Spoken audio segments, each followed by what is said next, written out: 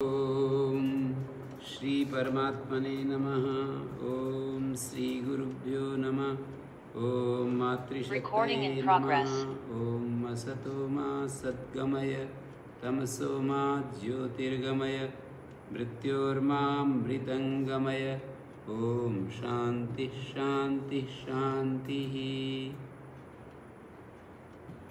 रविवार ये सत्संग कि ये 49वीं कक्षा है, इसमें आप सबका स्वागत है। जीवन के शोधन के लिए हम यहाँ उपस्थित होते हैं और विचार करते हैं कि हम कैसे अपने जीवन को शुद्ध करें, पवित्र करें, शांत रख सकें, क्योंकि कदम कदम पर तो प्रतिकूलताएं, चैलेंजेस हमारा परीक्षण करने के लिए उपस्थित होते रहते हैं। मैं कह रहा था कि मुनि जी देर में आएंगे और फिर खटर फिर खटर यहाँ पर बात चल रही थी आगे, फिर खटर करेंगे, कुर्सी को थोड़ा हिलाएंगे, चरणों में प्रणाम करेंगे, फिर वो धीरे से आकर के बैठना भी नहीं चाहेंगे। ये चैलेंजेस होती हैं हमारे सामने। ये सारे हमारे लिए चैलेंज होते हैं कि इन विपरीत परिस्थितियों को हम कैसे फेस करें। माने जो हमें लगता है कि ऐसा नहीं होना चाहिए, उसका नाम चैलेंज है। जो भी हमारे मन में ऐसा आता है, हम सड़क पर चलते हैं, कई मित्र देखा, ये मोटे मोटे ब्रेकर बना देते हैं लोग। मतलब गाड़ी चलाने वाला कि मुख से क्या निकलता है कि ये देखते नहीं हैं, बड़े बड़े ब्रेकर बना देते हैं। और आप हजारों शिकायत करते हुए लोगों को देखा होगा कि जैसे ही उनको लगता है कि ये ऐसा नहीं होना चाहिए, ऐसा होना चाहिए, तो एक अर्थ में ये चैलेंज होता है हमारे सामने कि हम उसको कैसा फेस करें। प्रतिक्रिया के साथ फेस करें या प्रत्युत्तर के साथ फेस करें। एक रिएक्शन होता है, एक रेस्पॉन्स होता है। तो रिएक्शन के साथ फेस करें। मेरे एक परिचित वो जो कई सारे उदाहरण अपने परिचितों के तो याद आएंगे। जैसे मैं स्कूल में या गुरुकुल में या कहीं पर भी कुछ बोल रहा हूँ, समझा रहा हूँ, तो बच्चे बैठे बैठे अपने नीचे जो है वो अंगुलियाँ हिला रहे हैं, कुछ तोड़ रहे हैं, अंगुलियाँ चटका रहे हैं, कोई ज़मीन में लकीरें खींच रहे हैं, कोई तिनके तोड़ रहे हैं। ये सब चैलेंज है जीवन के। कोई हमको ऊंची आवाज़ में बोलता है, कोई हमारा अपमान करता है, ये भी चैलेंज है। इसका विपरीत ये भी चैलेंज है कि जो कोई हमें प्रशंसा के वाक्य बोलता है, कोई हमारा सत्कार करता है, प्रणाम करता है बहुत ही ज़्यादा, ये सारे चैलेंजेस हैं। उन चैलेंजेस को फेस करते समय हमारे मन में कुछ ना कुछ परिवर्तन होता है। इधर या इधर हम एक रस समता में नहीं रह पाते हैं। चैलेंज हमारे को विचलित करने के लिए आता है और हम विचलित हो ही जाते हैं। तो चैलेंज को जो लोग फेस करते हुए विचलित नहीं होते, अपनी समता से डिगते नहीं हैं, तराजू के पलड़े की तरह जिनका मन स्थिर रहता है, उन्होंने इस जगत को जीत लिया, जीवन को समझ लिया, मन को जीत लिया। चैलेंज में जिनका मन थोड़ा सा भी इधर उधर नहीं होता, ऊपर नीचे नहीं होता, दुखी सुखी नहीं होता। ये बात अलग है कि इस जीवन को कोई पसंद ही नहीं करता है। कोई कहता है फिर जीवन में रस ही क्या रह जाएगा जब हम सुख और दुख को ही छोड़ देंगे। सुखी होना और दुखी होना ही हमने छोड़ दिया, फिर जीवन में क्या रस रह जाएगा। जीवन में तो कभी सुख कभी दुख, यही तो आनंद है। ऐसा सोचने वाले ये बात तर्क भी दे सकते हैं, मैं उनके तर्क को मतलब डिस्कार्ड नहीं करता। मैं इसके लिए आप एक सूत्र बोलते हो, दृष्ट परिहार ऐसे कुछ। तो ये जो है, ये कदम कदम पर जीवन चैलेंजेस से भरा हुआ है, और हमारे को कोई व्यक्ति बहुत ही हमारे साथ आलस्य से भरा हुआ व्यक्ति हमारे साथ रहता है, ये भी एक चैलेंज है। कोई व्यक्ति बहुत ज़्यादा स्फूर्ति से भरा होता है, ये भी एक चैलेंज है। हमें बहुत ज़्यादा स्फूर्ति वाला भी पसंद नहीं होता है। जब आप देख रहे हैं, विचार करके देखना, बहुत ज़्यादा स्फूर्ति में जो रहता है ना, तो उससे भी आदमी तंग हो जाता है। बहुत ज़्यादा आलस्य वाले व्यक्ति से भी तंग हो जाता है। और मतलब शिकायत क्या चीज़ है? शिकायत यही है कि हमें जिसको हमने पसंद नहीं किया, वही शिकायत का रूप लेकर के हमारे मुख से बाहर आता है। जो चीज़ हमें पसंद नहीं आई, तो वो शिकायत बन करके और हमारे मुख से बाहर आ जाती है। शिकायत जब तक है, तब तक हमने अपनी साधना सही दिशा में आगे नहीं बढ़ाई है। मतलब ये पैमाना है, माप सकते हैं आप इस पैमाने पर अपनी साधना को, कि हमारे 24 घंटा सुबह से लेकर सायंकाल तक हमारे मुख से शिकायत के कितने शब्द निकलते हैं, या ग्रेटिट्यूड के शब्द निकलते हैं, धन्यवाद के शब्द निकलते हैं, अस्तित्व के प्रति धन्यवाद के शब्द निकलते हैं, या शिकायत के शब्द निकलते हैं। शिकायत के शब्द यदि निकल रहे हैं, तो इसका मतलब ये है कि हमने ध्यान नहीं दिया जीवन को, जीवन कैसा होना चाहिए ध्यान नहीं दिया है। जैसे कोई एक कमरा अपने कमरे को रखता है, साफ़ सुथरा रखता है, और वो बहुत ही संवार कर रखता है, ठीक से उसको व्यवस्थित रखता है। और एक व्यक्ति मतलब मैं कई लोगों के पास गया हूँ, और मैं बहुत सारे उदाहरण मेरे सामने हैं।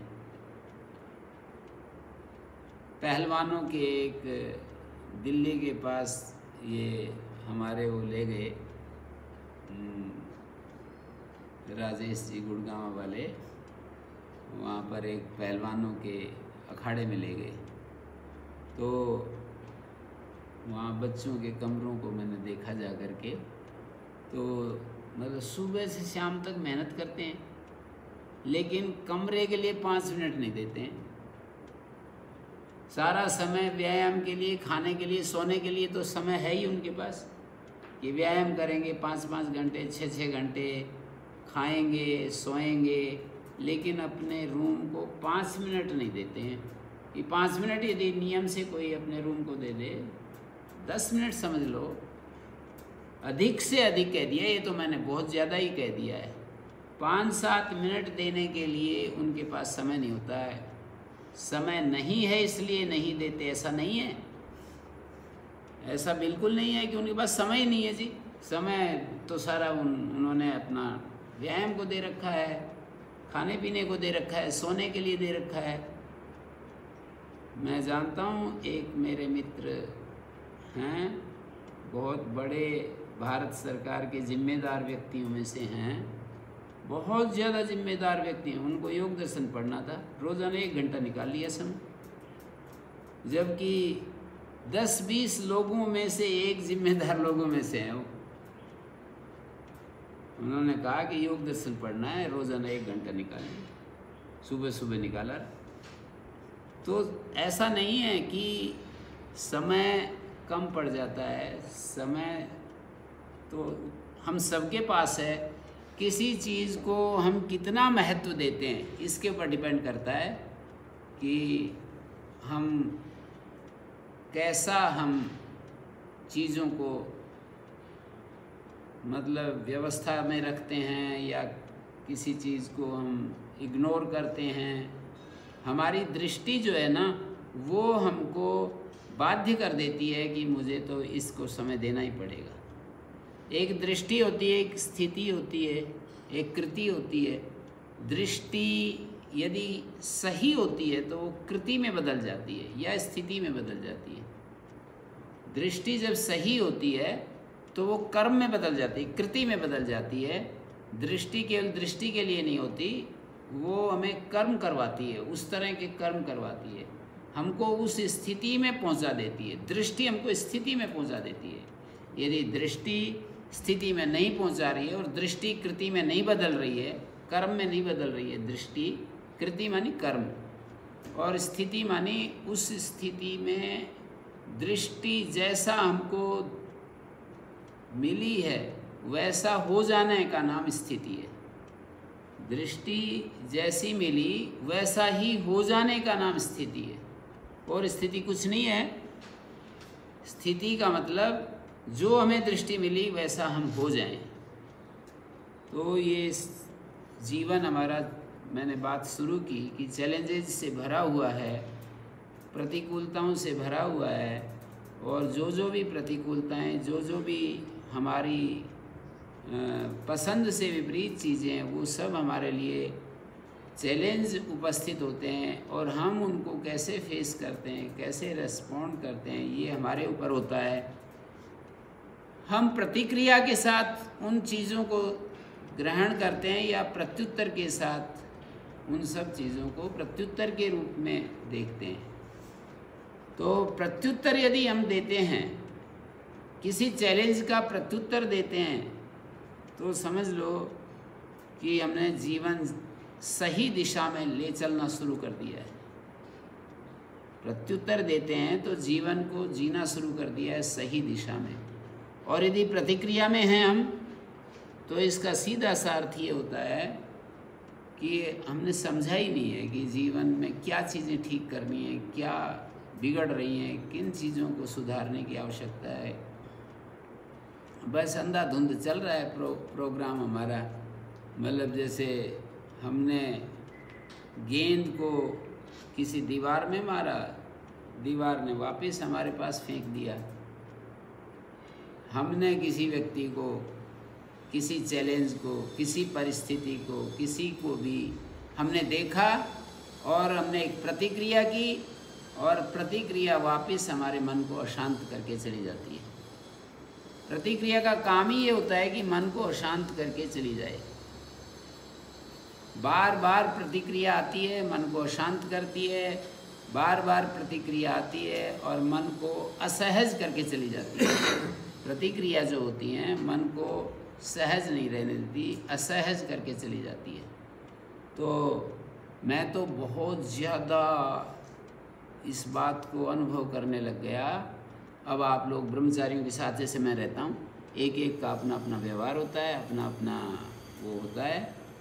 मतलब जैसे 3 बजे का सत्संग का समय है तो अपने हिसाब से कोई कभी आ रहा है, ये सब भी चैलेंज होते हैं मेरे लिए कि मैं जो है इन सब को लेकर के, और मैं मतलब कैसे अपने आप को समता में रखूं।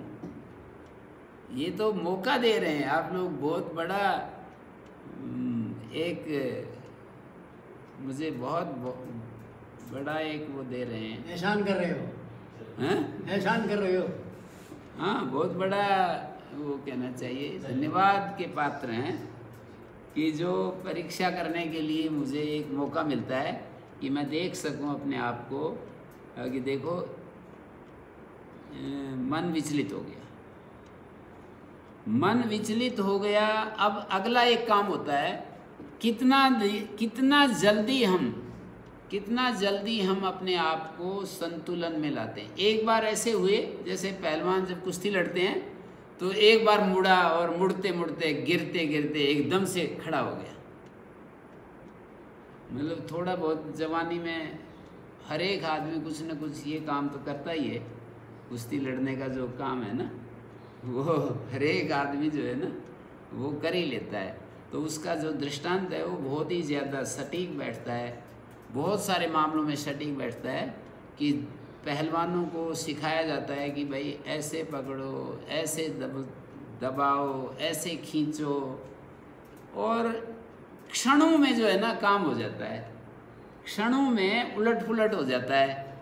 तो हमारे को ये जीवन का जो पहलवानी है, जीवन का जो रूप है, वो भी बिल्कुल ऐसा ही होता है कि प्रॉब्लम आती है, समस्या आती है, इसको प्रॉब्लम कहो, समस्या कहो, चैलेंज कहो, परिस्थिति कहो, जो भी नाम जिसको अच्छा पसंद आता है वो नाम रख सकता है, लेकिन ये चीज़ें तो हटेंगी तो नहीं। ये तो निश्चित हो गया कि जीवन में जो हम चाहेंगे वैसा का वैसा हो जाए, ऐसा कभी नहीं होगा। और ये भी निश्चित हो गया, एक भी व्यक्ति सारी दुनिया में खोज करके हमें ऐसा नहीं मिलेगा कि जो हम चाहें वैसा ही करेगा। ऐसा हो नहीं सकता है, कभी भी नहीं हो सकता है। तो ऐसी दुनिया में हमें रहना पड़ता है कि हम कुछ चाहते हैं, आगे वाले कुछ करेंगे। तो ऐसी दुनिया में रहते हुए भी हमें इतने सहज और शांति में रहना, ये भी शास्त्रकारों ने हमें बोल दिया कि भाई दुनिया में एक भी व्यक्ति आपको अपने जैसा, हूबहू आपको अपने जैसा नहीं मिलेगा। जो आप जैसा चाहते हो वैसा ही आप दूसरा आदमी मिल जाए, एक भी नहीं मिलेगा, ढूंढने से भी नहीं मिलेगा।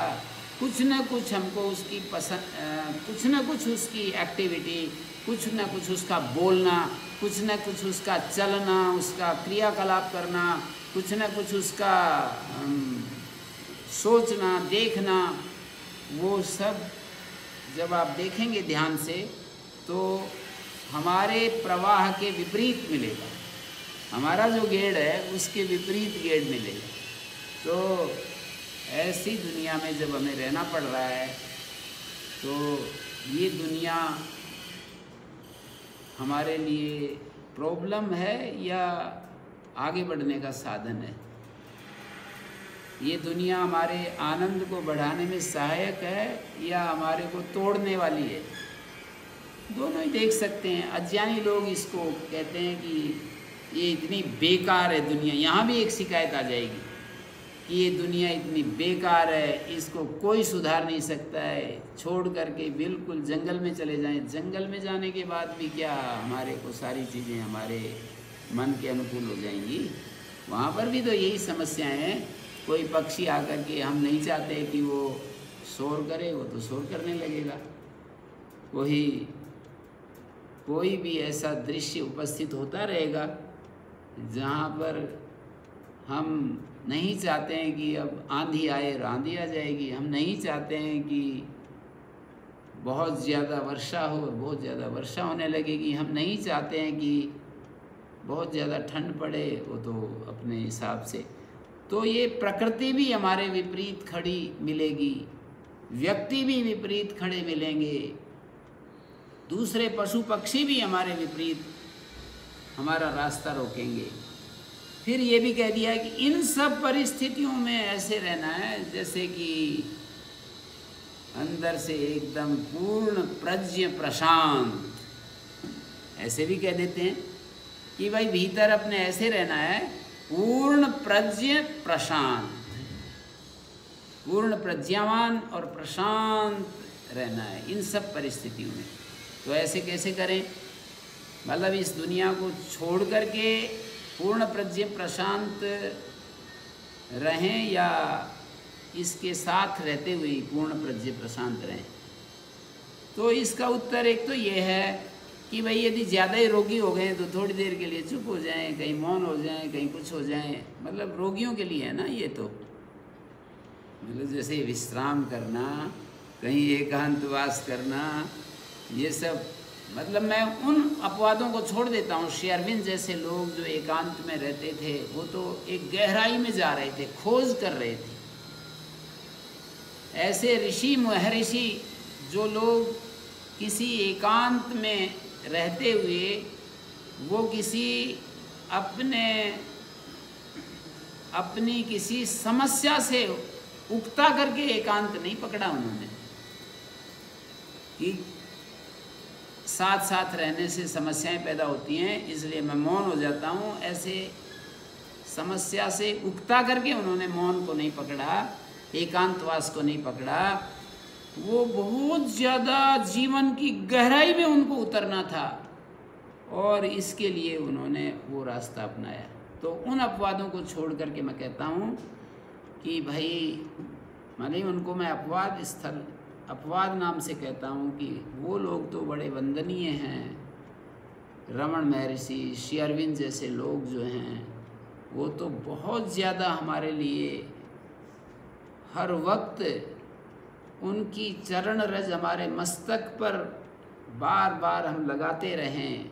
जहाँ पर वो बैठे हैं उस मिट्टी को हम अपने मस्तक पर तिलक करें, ये बहुत ही ज़रूरी बात है। लेकिन उन अपवादों को छोड़ करके मैं ये कहूँगा कि किसी को एकांतवास की इच्छा है तो रोग के बतौर, जैसे कि रोगी आदमी शरीर से रोगी हो जाता है तो वो फिर एक्टिविटी बंद कर देता है, हलचल बंद कर देता है, शांत हो जाता है, एकांत में चला जाता है, यानी वो बोलना नहीं चाहता है, बात करना नहीं चाहता है। तो इसी तरह से यदि आपको ऐसा लग रहा है तो कुछ समय आप रह सकते हैं। बाकी तो इस दुनिया में रहते हुए ही हमको ये सारी चीज़ें मिलेंगी देखने के लिए, और उनको देखते हुए हमको भगवान का निरंतर धन्यवाद करना पड़ेगा कि भगवान ने मेरे लिए ये परिस्थिति भेजी, भगवान ने सुबह से शाम तक मेरे लिए विभिन्न परिस्थितियाँ भेज करके मुझे ये मौका दिया कि मैं देख सकूं कि मैं अपनी साधना में कहाँ खड़ा हूँ, मैं आगे बढ़ रहा हूँ या कदम ताल हो रहे हैं। कदम ताल होते हैं ना जिसमें पसीनम पसीना हो जाते हैं और यात्रा तय नहीं होती। कदम ताल का मतलब ये होता है, फौजी लोग जो कदम ताल करते हैं ना तो पसीनम पसीना होते हैं पर उनको यात्रा तो तय नहीं होती है। तो ऐसे ही हम पूरे समय हम लगे रहते हैं। और पहले पानी देते थे ना, लाव चिड़स के द्वारा पानी देते थे, तो उसको बैल थक जाते और पूरे दिन परिश्रम करते करते हो जाता, और जा कर के देखते कि क्यारी तो भरी नहीं भाई। तो ऐसा जीवन के अंत में जा कर के हमें एक बात बोलनी पड़ती है कि भाई दिन आथ्यो थाक्यो बड़द, राजस्थानी शैली में एक कहावत बोलते हैं, दिन आथ्यो थाक्यो बड़द, भर्यो न क्यारो एक, बीच में पानी टूट गयो या अंध टुक देख। पानी जो है बीच में टूट जाता है और क्यारी भरती नहीं है, और दिन आथुना को मतलब अस्त होने को जा रहा है और बैल थक गए हैं, तो हमारी इंद्रियां भी थक जाती हैं। बैठते हुए भी वो हमारे एक मित्र हैं, वो कहते हैं कि मैं 56 रोटी खा करके और सुबह से लेकर के सायंकाल तक मेरे को कुदवाते रहे, मतलब 56 रोटी मेरे को खिला दी और फिर सुबह से सायंकाल तक जंप करवाते रहे। और वही व्यक्ति अब उठते हैं तो ऐसे टेक टेक करके सड़क सड़क करके बड़ी मुश्किल से जो है ना उनसे उठा जाता है। तो ये जो है हमारा जीवन की दौड़ धूप में इतना ज़्यादा हम सब तरफ से टूट जाते हैं, चूर चूर हो जाते हैं, पर हमारे स्वभावों में बिल्कुल परिवर्तन नहीं आता है। कोई कहने लगे कि आपके मित्र की एक आदत बड़ी थी, वो जो है बड़ी मुश्किल आदत थी, वो अब तो छूट गई होगी। पूछने लगे मेरे से, मैंने कहा छूट जाती हैं छोटी मोटी, ये तो क्या आदतें हैं। जैसे खाने पीने की आदत, कोई ऐसी जो चीज़ें होती हैं ना, वो तो मैं कहा करता हूँ भाई ये नीम का पत्ता जैसे तोड़ना है। हमारे एक मित्र को किसी वैद्य ने कहा कि आपको जहर है मीठा और खटाई, तो उसके लिए एक समस्या बनी हुई है। आपके लिए मीठा खाना और खट्टा खाना ये बिल्कुल जहर है, और वो तो बड़ा मतलब इस चीज़ को बहुत ही मुश्किल समझ रहा है। तो मैं ऐसे कहता हूँ कि मीठा छोड़ना, खट्टा छोड़ना, धूम्रपान छोड़ना, शराब छोड़ना, ये तो नीम का पत्ते जैसे तोड़ने हैं। जैसे नीम का पत्ता तोड़ दिया जा कर के क्या जोर पड़ता है, पर काम, क्रोध, लोभ, मोह, अहंकार, ईर्ष्या, द्वेष जो हमारी आदतें बन जाती हैं ना, उन आदतों को बदलना, जैसे एडिक्शन बोलते हैं जिसको, जैसे कोई नशा हो जाता है, किसी को एडिक्शन हो जाता है, और नशे कोई भी किसी प्रकार का हो जाए, किसी को मोबाइल का एडिक्शन हो गया, किसी को बात करने का एडिक्शन हो गया, किसी को चुगली करने का एडिक्शन हो गया, किसी को मतलब जब तक दूसरे की खबर नहीं ले लेता उसको चैन नहीं आती। तो जो एडिक्शन होते हैं उनको, उनसे अपने आप को बचाना, बदलना, ये बिल्कुल ऐसा है जैसे इस्पात का किला तोड़ना। मतलब कितना ज़्यादा अंतर है ना, एक इस्पात का किला हो, लोहे की मोटी मोटी चद्दर हो और उसको तोड़ना पड़े, और एक नीम का पत्ता तोड़ना पड़े, कितना फ़र्क है इन दोनों में। तो हमारी जो स्वभाव में बहुत सारी ऐसी चीज़ें हैं जो नीम के पत्ते जैसी हैं, और कुछ चीज़ें ऐसी होती हैं इस्पात के किले की तरह हैं। जैसे एक मित्र मेरे बहुत ज़्यादा आलस्य करते हैं, बहुत ही ज़्यादा आलस्य करते हैं, उनका शरीर ऐसा थल थल, ऐसा बिल्कुल एकदम से लेथार्जी, बहुत ही ज़्यादा जो है ना भरा पड़ा है आलस्य से। तो अब उसके लिए आलस्य छोड़ना इस्पात का किला जैसा हो जाए। तो जो भी जहाँ एडिक्शन है, जहाँ परेशानी है, उसको त्यागने के लिए तो बहुत ही ज़्यादा हमें इच्छा शक्ति चाहिए, अभिप्सा चाहिए, बार बार उसको अपनी आत्म प्रेरणा चाहिए कि मेरे को जो है ना इस चीज़ से मुक्त होना है, मेरे को इससे ऊपर उठना है, मेरे को सुबह से शाम तक यही गीत गाना पड़ेगा उसको, अंदर अंदर, सुनाने के लिए नहीं। सुनाओगे तो फिर और ज़्यादा पकड़े जाओगे, आगे गीत क्या गाता रहता है, करता कुछ है, तो उससे तो और ज़्यादा परेशानी बढ़ेगी। अंदर अंदर अपने आप को ये सुनाना पड़ेगा कि मुझे अपने आप को बदलना है, मुझे अपने आप को बदलना है, मैं इस जीवन को पसंद नहीं करता हूँ, मैं इस जीवन को नहीं चाहता हूँ, मैं निश्चित रूप से मैं इस अपने स्वभाव के ऊपर विजय प्राप्त करूँगा, मेरी इस कमी को मैं पार कर जाऊँगा, निश्चित रूप से मैं जीत जाऊँगा। ये बातें अपने आप को ऑटो सजेशंस के रूप में देनी पड़ती हैं, अपने आप को सुझाव के रूप में देनी पड़ती हैं। जो हम चाहते हैं वो बार बार अपने मन में लाना पड़ेगा, और जो नहीं चाहते हैं, जिसको हटाना चाहते हैं कि ये चीज़ मैं बिल्कुल नहीं चाहता हूँ, ये चीज़ मेरे लिए बहुत ज़्यादा विष जैसा मेरे जीवन को खा रही है, विष की तरह खा रही है, मैं इसको पसंद नहीं करता हूँ। बार बार जिन चीज़ों को हम नापसंद करते हैं वो चली जाएंगी, जिन चीज़ों को हम हृदय से पसंद करते हैं, बार बार चाहते हैं, वो चीज़ें हमारे पास रहेंगी, आ जाएंगी, बस जाएंगी, हमारे स्वभाव में आ जाएंगी। निश्चित रूप से आप करके देखिए, आप जो चाहते हैं उसको अपने भीतर केवल आप रिपीट करते रहें, बस इसी का नाम प्रार्थना है। कहते हैं ना कि प्रार्थना में बड़ी शक्ति है। प्रार्थना करने से हमारे को वो सिद्ध हो जाती है, पूर्ण हो जाती है, प्रार्थना पूर्ण हो जाती है। ऐसा हमने सुना है महापुरुषों से, शास्त्रों से ऐसे पढ़ा है, सुना है कि प्रार्थना कभी व्यर्थ नहीं जाती, प्रार्थना पूरी होती है।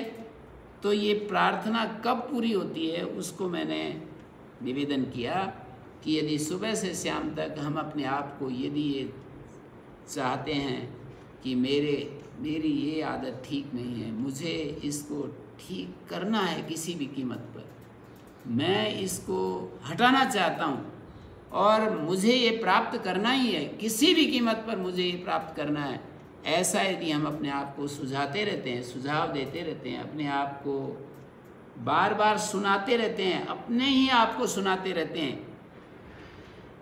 तो आप अब मैं आपको आश्वासन क्या दूँ, आप करके देखो। यदि ना हो तो आप 6 महीने करके देखो। यदि ये बात ना हो तो फिर आकर के कहना, मुझे शिकायत करना कि जी आपने तो झूठे ही बहका दिया हमको, कुछ नहीं होता इन सब चीज़ों से, ऐसे बताना। पर जिस तरीके से मैं बता रहा हूँ वैसे करना पड़ेगा जो आप चाहते हैं। एक मित्र, मैंने अपने एक मित्र को कहा कि आप बहुत ज़्यादा किसी की भी बात देखते हो तो उसका निषेध पक्ष को पैसे, अगर ये आदमी में ये कमी है, ये गलती है। मतलब जिसको भी आप देखते हो तो आप बहुत ज़्यादा उसके निषेध पक्ष को, उसकी कमी को पहले देखने लगते हो। तो इसको आप ठीक करो भाई, ये सही नहीं है। ये आपके लिए, आप बहुत अच्छे साधक हैं और ये आपके लिए बड़ी गड़बड़ चीज़ है, ये आपको आगे नहीं बढ़ने देगी। तो वो स्वीकार भी करता है कि हाँ मैं ध्यान दूंगा, लेकिन अपनी आदत को बदलना वापिस नदी के बहाव में वापिस तैरने जैसा होता है। मतलब मैंने देखा है कि नदी के विपरीत तैरने में मान लो धीरे धीरे ही चल रहा है पानी, धीरे धीरे ही प्रवाह चल रहा है नदी का, लेकिन वापस तैरने में कितना जोर लगता है ये मैंने तैर करके देखा है। धीरे धीरे एक एक इंच धरती को बड़े प्रतिरोध के साथ जीतना पड़ता है, आगे बढ़ना पड़ता है। तो बिल्कुल अपने स्वभावों को बदलने के लिए, अपनी आदतों को बदलने के लिए बहुत मुश्किल काम होता है ये। और मतलब इस परिस्थिति में जबकि हर वक्त हमें, हमारे सामने प्रतिकूल परिस्थितियां रहती हैं और वे हमको हमेशा हमारा रास्ता रोके खड़ी रहती हैं, तो और भी ज़्यादा कठिन हो जाता है। तो हमें हारने की ज़रूरत नहीं है, निराश होने की ज़रूरत नहीं है। उत्साह जो है बहुत बड़ी चीज़ है जीवन में। सब कुछ आदमी खो दे, केवल एक उत्साह उसके पास बच जाए, सब कुछ बचा हुआ है उसके जीवन में। सब चीज़ें चली जाएं, केवल मात्र एक उत्साह बचा हुआ है। और उत्साह का मतलब होता है कि मैं इस काम को कर सकता हूँ, मैं करूँगा, किसी भी तरह से करूँगा। कोई एक बहन आज ही सुना रही मेरे को कि मेरी नानी कौन बता रही थी कि मेरी नानी मेरे को ये कहती थी कि ये काला सिर वाला कुछ सोच ले तो वो सब कुछ कर सकता है। ये काला सिर वाला मतलब मनुष्य, काला सिर वाला कोई इसके लिए असंभव चीज़ नहीं है। एक बार निश्चय करने की बात है कि मुझे ये काम करना है तो वो कर ही डालेगा। हमें निश्चय बहुत बड़ी चीज़ है। आयुर्वेद में एक अग्र प्रकरण आता है। अग्र प्रकरण का मतलब है कि सैकड़ों चीज़ें उन्होंने गिनाई हैं। हमने भी अपनी पुस्तक में उस प्रकरण को दिया है और लगभग 150 वाक्य वहाँ से उदाहरण दिए हैं कि इस चीज़ों में से ये सबसे अग्रणी है, इन चीज़ों में से ये सबसे अग्रणी चीज़ है। ऐसा एक प्रकरण है।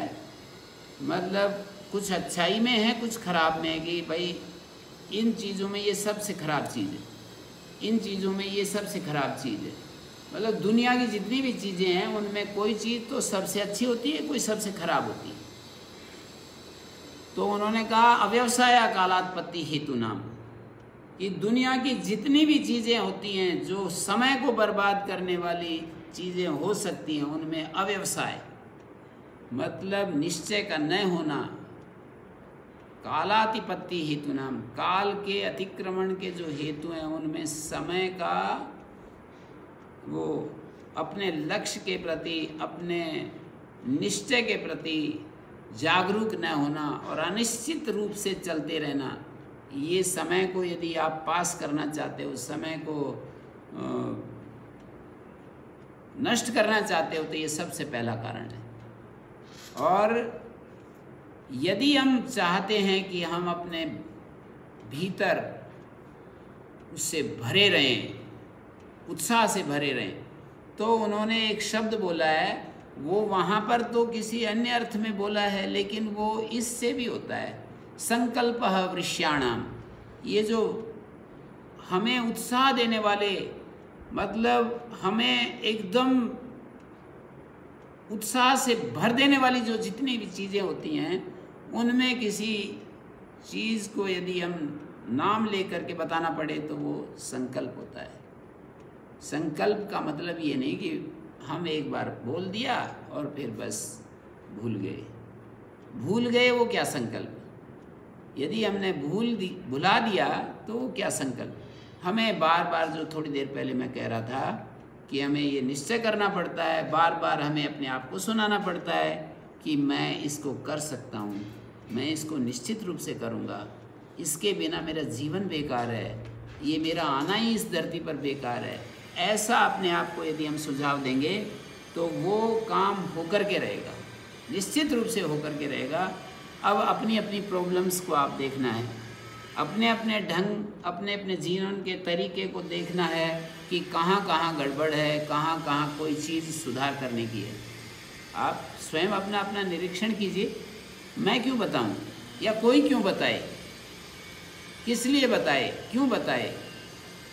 आपको स्वयं अपने भीतर झांक करके देखना है, स्वयं अपने भीतर घुसना है कि मेरी कोई चीज़ ऐसी है जो कि मुझे तंग कर रही है, कोई चीज़ ऐसी है जो मुझे अपने जीवन में हटानी चाहिए, कोई चीज़ ऐसी है जो मुझे जीवन में ग्रहण करनी चाहिए। मतलब दो तरह की चीज़ें होती हैं ना, कुछ पकड़ने की चीज़ें होती हैं, कुछ छोड़ने की चीज़ें होती हैं। कोई चीज़ ऐसी है जो मुझे छोड़ देनी चाहिए, कोई चीज़ ऐसी है जो मुझे पकड़ लेनी चाहिए, और बार बार उसके लिए हमें अपने आप को सुझाव देना पड़ता है, बार बार अपने आप को तैयारी करना पड़ता है।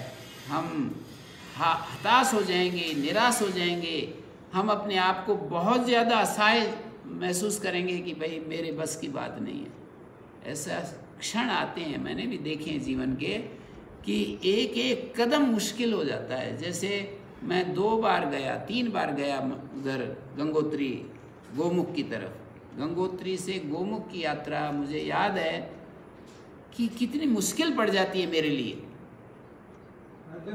सबके लिए नहीं होती है, कोई कोई चीज़ किसी के लिए कठिन होती है, तो मेरे लिए कितनी मुश्किल हो जाती है वो यात्रा, गंगोत्री से गोमुख की यात्रा। और एक बार तपोवन गया तो और भी आगे, गंगोत्री से गोमुख है, गोमुख से भी आगे एक तपोवन जगह है, हाँ पैदल ही। तो कितना मुश्किल हो जाता है मुझे याद है। तो ऐसे लगता है कि एक एक कदम जो है ना, ऐसा लगता है कि बस यहीं मर जाएं तो बढ़िया है।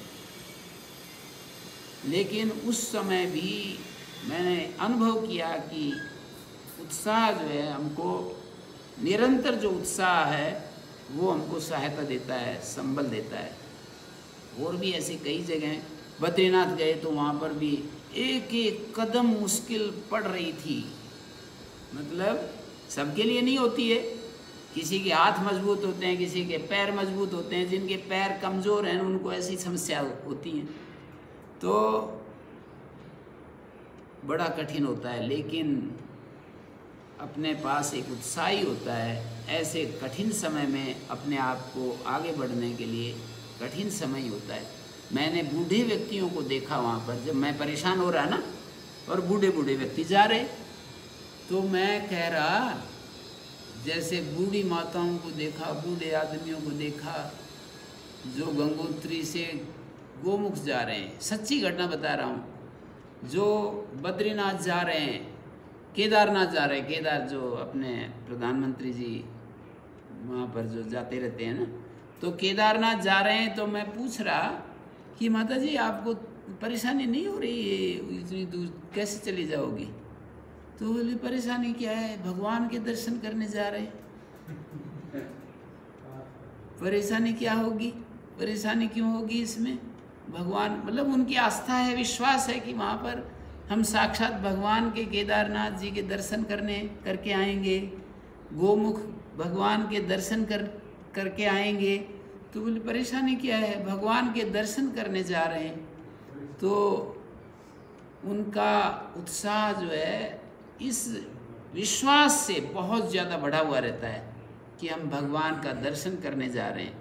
तो ऐसा विश्वास यदि हमारा किसी दूसरे विषय में भी हो जाए कि भाई मेरा जीवन इस चीज़ से तो बहुत ज़्यादा सुकून मिलेगा मुझे भी, और मेरे माता पिता मेरे गुरुजनों को भी सुकून मिलेगा, ऐसा हम सोच सकते हैं ना कि भाई ये करूँगा तो मेरे माता पिता को अच्छा लगेगा, ऐसा करूँगा गुरुजनों को अच्छा लगेगा।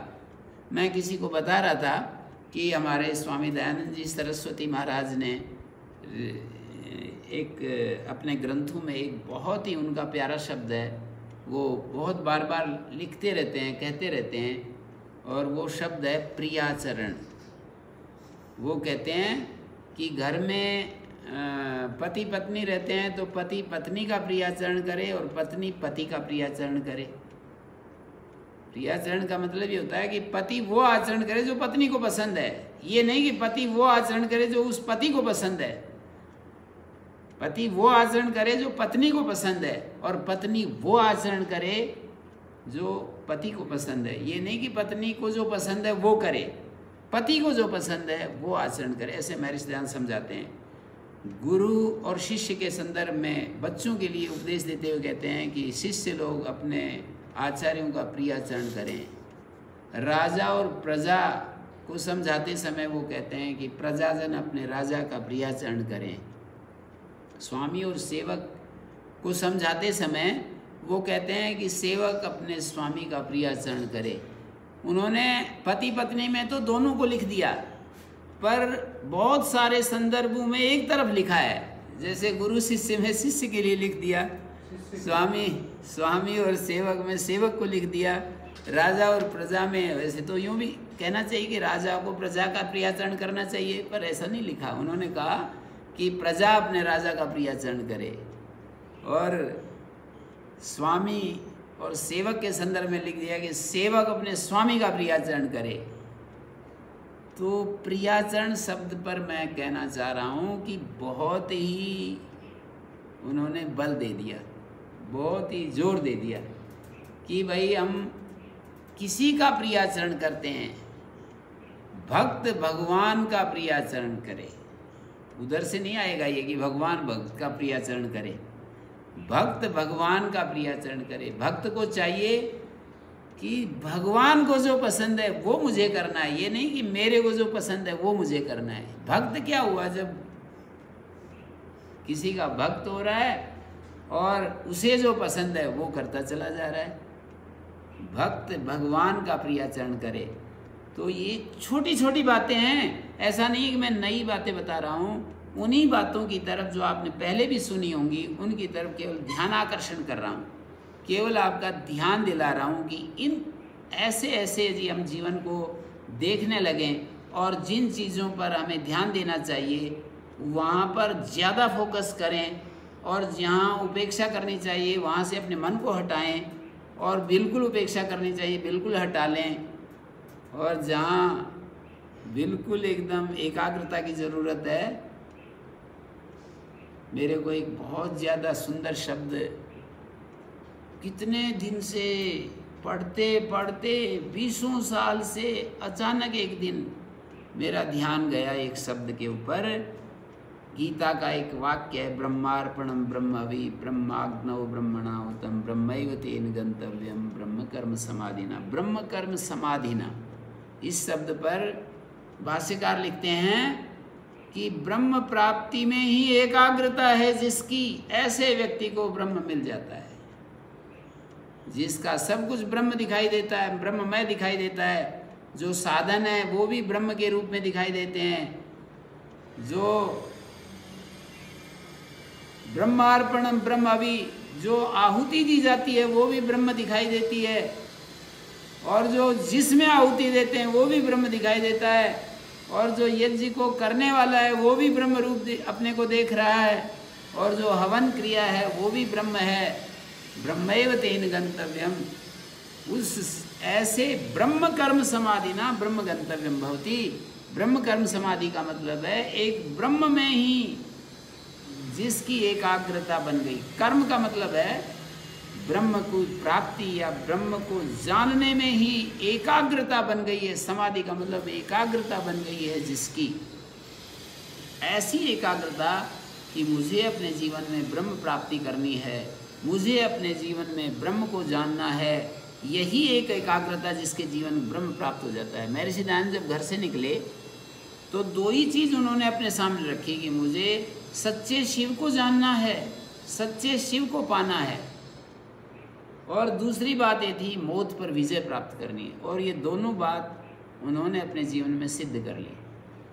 मौत पर विजय पाने का ऐसा अर्थ है जैसा उनका मृत्यु काल गया है, उनकी मृत्यु जिस तरह की हुई है, ये मृत्यु पर विजय पाने का जो अर्थ है, मृत्यु पर विजय पाने का अर्थ है। कोई समझना चाहता है कि ये मृत्यु पर विजय पाने का क्या मतलब है, तो इसको सीधा उदाहरण दे दो, जैसे महर्षि दयानंद की मौत थी, ये मृत्यु पर विजय पाने का अर्थ है। महर्षि दयानंद की जैसी मृत्यु थी, ऐसा कोई यदि अपने जीवन को साध लेता है अंतिम समय में, ऐसा भाव के साथ इस सारे अस्तित्व को धन्यवाद देता हुआ, सबको, सबके प्रति सद्भाव व्यक्त करता हुआ, भगवान को भी धन्यवाद देता हुआ और अपने आनंद के साथ विदा होता है, ये मृत्यु पर विजय पाना है।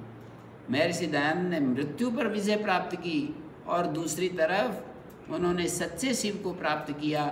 सच्चे शिव को कैसे प्राप्त किया? बस ब्रह्म कर्म समाधि हो गई उनकी। एक ब्रह्म को जानने में, ब्रह्म को पाने में ही उनकी एकाग्रता बनी हुई थी।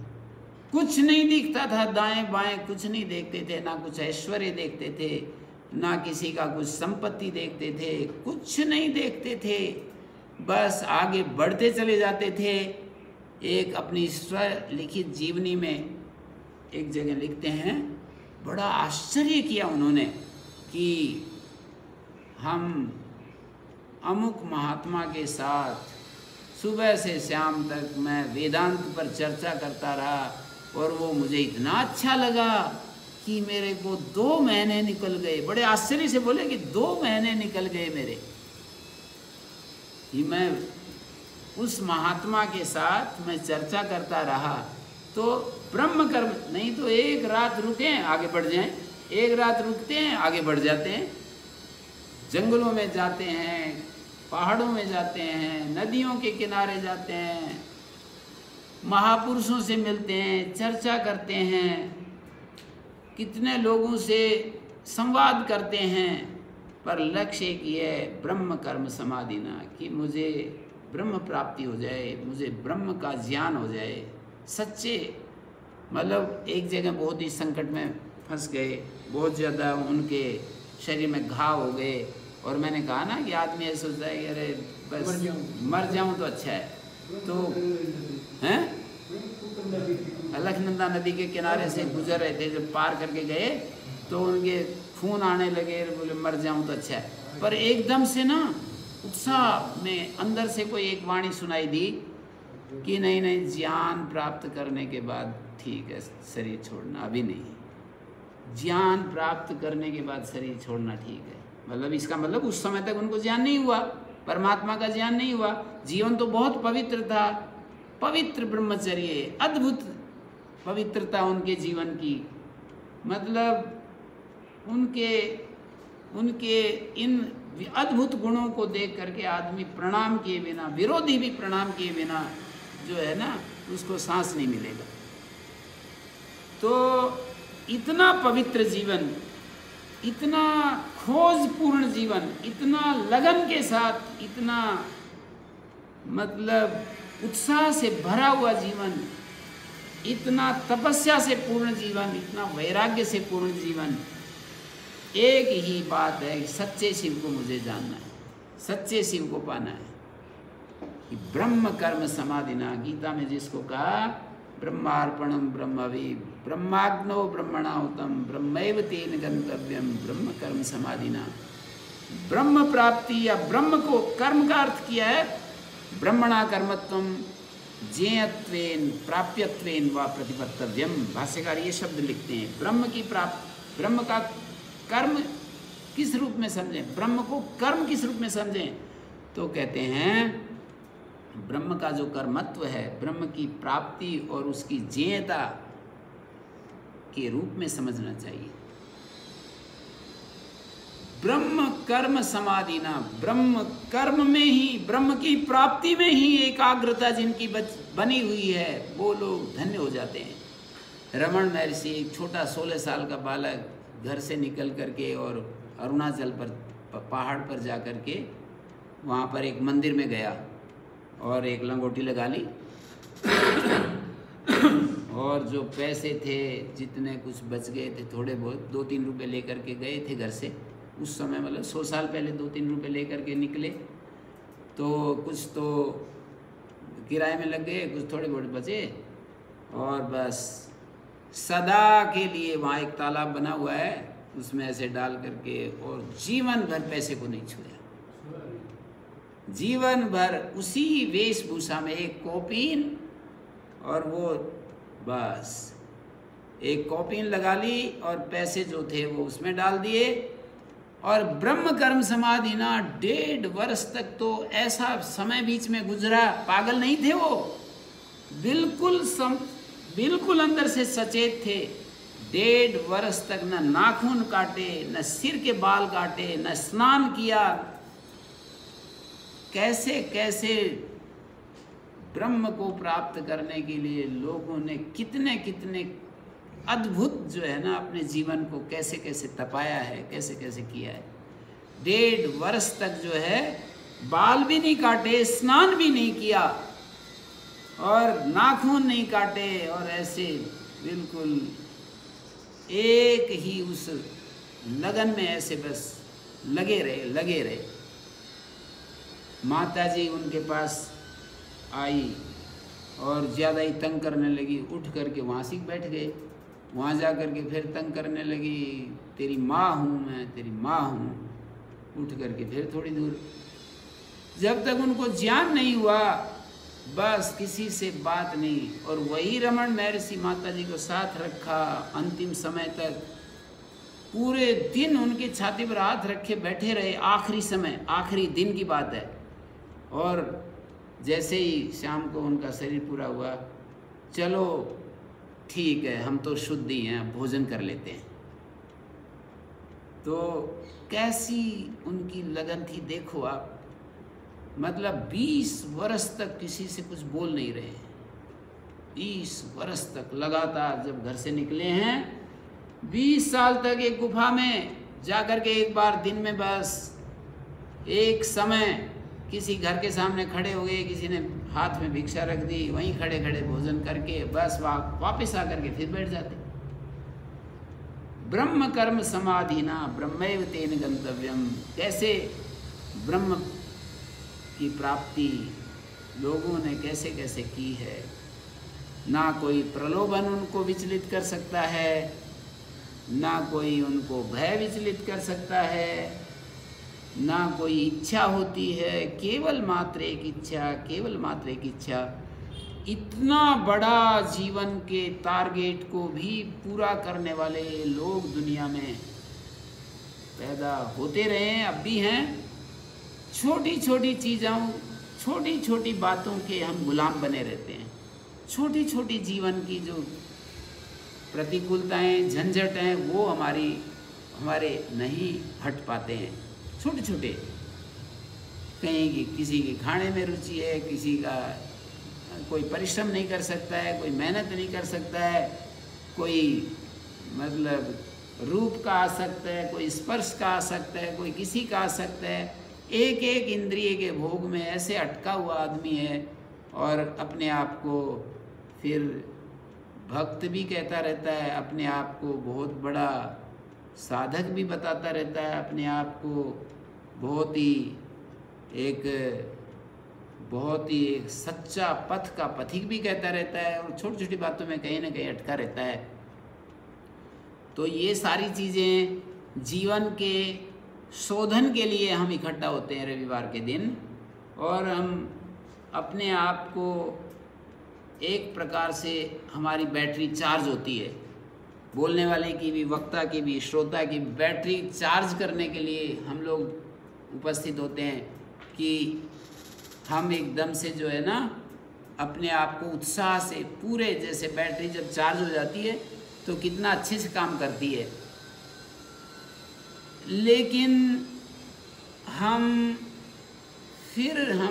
भूल जाते हैं, फिर दूसरी चीज़ें हम पर हावी हो जाती हैं, फिर वही हमारा रूटीन चल पड़ता है। इन बातों को सुन कर के कौन जो है मरे हुए व्यक्ति में जीवन नहीं आ जाएगा, कौन हताश व्यक्ति उत्साह से नहीं भर जाएगा इस वाणी को सुन कर के, वेद वाणी को सुनकर, संतों की जीवन गाथा को सुन कर के किसके शरीर में खून उबलने नहीं लगेगा। मुझे इसी तरह से जीवन जीना है, ऐसा सोचता है आदमी, लेकिन फिर वो पल्ले झाड़ हो जाता है। पल्ले झाड़ होते हैं ना, उठते ही फिर ऐसे ऐसे झाड़ करके और बस चल पड़ते हैं, अपना दूसरे प्रवाह में लग जाते हैं। तो ये सब बातें मैंने कही। किसी का कोई प्रश्न तो नहीं है?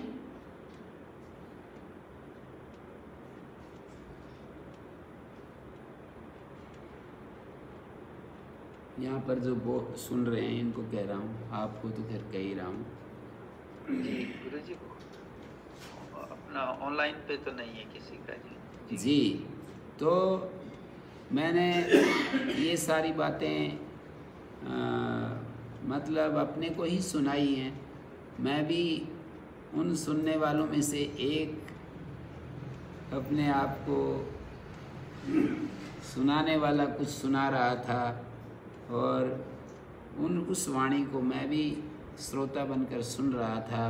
इसी तरह सबको सुनना चाहिए, सबको अपने स्वभाव को परिवर्तन करने के लिए लगन लगानी चाहिए। एकाग्रता बहुत बड़ी चीज़ है। जिस चीज़ पर हम एकाग्र हो जाते हैं वो चीज़ हमें प्राप्त हो जाती है। हम बिल्कुल, हमारा मन उसी चीज़ पर यदि फोकस करता रहे, पूरे एकाग्र हो जाएं, तो चीज़ हमें मिल जाती है। हमको मतलब इसमें संदेह नहीं करना चाहिए, शक नहीं करना चाहिए। और कितने भी वो स्वामी श्रद्धानंद जी ने कल्याण मार्ग का पथिक एक पुस्तक लिखी है, अपने जीवन की सारी कहानी उसमें लिखी है। मैं क्या था, क्या हो गया, ऐसे शुरू करते हैं उस पुस्तक की भूमिका। मैं क्या था, क्या हो गया। मैं जब अपने भूतकाल को देखता हूँ और वर्तमान को देखता हूँ तो मुझे लगता है कि मैं बिल्कुल बदल गया हूँ। वो एक वाक्य लिखते हैं भूमिका में, मेरा जीवन आशातीत व्यतीत हुआ है, मेरा जीवन आशातीत व्यतीत हुआ है। मेरा अपना अनुभव है कि मनुष्य को कभी भी, जब तक दम में दम है तब तक बेदम नहीं होना चाहिए। स्वामी श्रद्धानंद जी कहते हैं, पंडित जिनका नाम मुंशी राम था,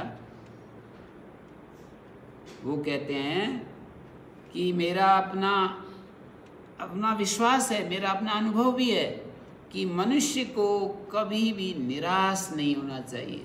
जब तक दम में दम है तब तक बेदम नहीं होना चाहिए। तो यही बातें हैं जो हमको आगे बढ़ाएंगी, जो हमें जीवन के इस कठिन चढ़ाई को पार कर पाएंगी।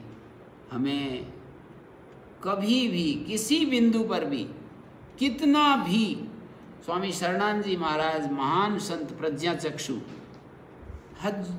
मतलब मैंने उनको कई सौ घंटे सुना है। मैंने कई सौ घंटे उनके प्रवचन सुने। कई सौ घंटे का मतलब रोज़ाना 1 घंटा सुनता रहता था, तो कई सौ घंटे तो हो ही जाएंगे, कई साल तक जब सुनूंगा। तो कई सौ घंटे मैंने उनको सुना। तो वो एक बात कहते हैं कि वर्तमान सभी का निर्दोष होता है। तो कोई कहेगा अगी जी हम तो बड़े पापी रहे हैं। बोले आज पापी हो? बोले आज नहीं जी, भूतकाल। बोले भूतकाल में थे ना, आज बताओ आज क्या हालत है? बोले आज तो ठीक ठाक है।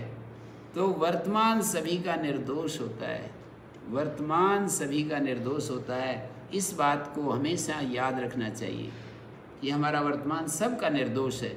अभी हम सुनने वाले जो लोग हैं उनने क्या पाप किया है, अभी क्या पाप कर रहे हैं, मतलब अपने भूतकाल की बात सुनाएंगे, हमने झूठ बोली जी, हमने चालाकी की, धोखा दिया, हमने ये किया वो किया।